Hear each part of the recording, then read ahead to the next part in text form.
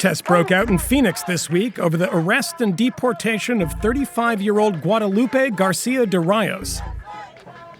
Today, Garcia is beginning a new life in Mexico. At dawn on Thursday, immigration and customs officials put her in a car and sent her down to the border, making her among the first to be arrested and deported under new standards set by the Trump administration. While President Obama focused deportation efforts on immigrants convicted of violent crimes, Trump's executive order widens the net significantly to include illegal immigrants charged with any crime at all. On Thursday, Garcia's children, both U.S. citizens, were getting ready to meet their mother in Mexico. Vice News joined them for the journey. As soon as they heard that their mother had been deported, Jackie and Angel Rayos Garcia said their goodbyes and headed to the border. During the car ride to Mexico, Jackie and Angel fielded a torrent of calls and text messages from acquaintances old and new who had heard about Guadalupe's deportation on the news. One of them was Angel's 6th grade teacher, whom they hadn't heard from in years. Hi, Miss Chavez, this is Jackie. She's good. She's strong.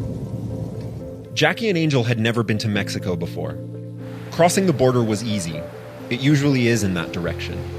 Guadalupe was waiting for her kids just a few yards down the road. Family members and advocates ushered the children into a van to meet her.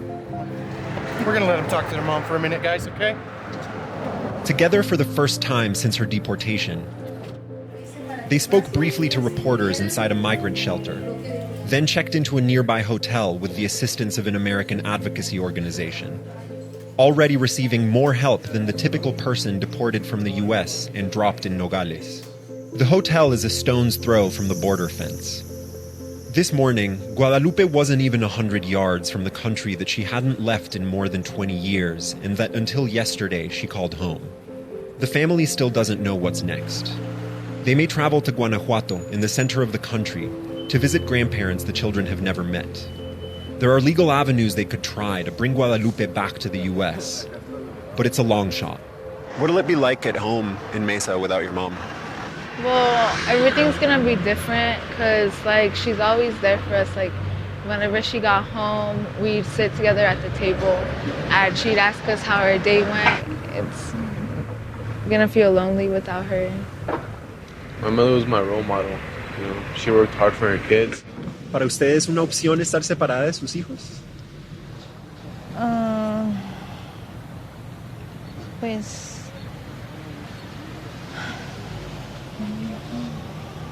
sí. No sabría cómo asimilar esto, ¿verdad? Porque realmente lo que yo quisiera es que ellos siguieran estudiando allá y no aquí. Carlos Garcia is the family's principal advocate. He drove the children to Mexico and intends to stay with them there for a few days to help plan their next steps. Garcia is the executive director of Puente, the immigrant rights group in Phoenix that organized protests against Guadalupe's deportation. Garcia co-founded Puente in 2007 in response to anti-immigrant measures by Joe Arpaio, then the sheriff of Maricopa County. Guadalupe was swept up in the first wave of Arpaio's workplace raids in 2008. Why is this particular case important?